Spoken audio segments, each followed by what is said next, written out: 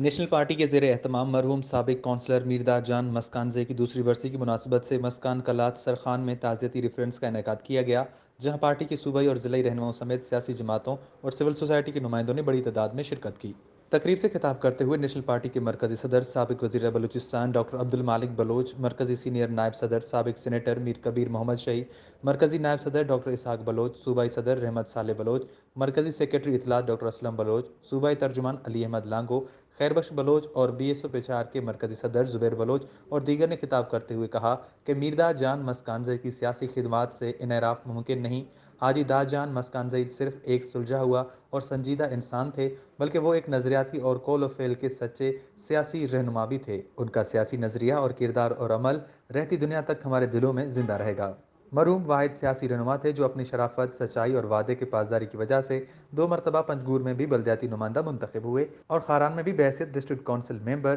اپنا سیاسی سفر جاری رکھا اور مرتے دم تک اپنی عوام کے حقوق کی کبھی بھی سودے بازی نہیں کی۔ ان کی ایصال ثواب کے لیے خصوصی دعا بھی کی گئی۔ وش نیوز خاران۔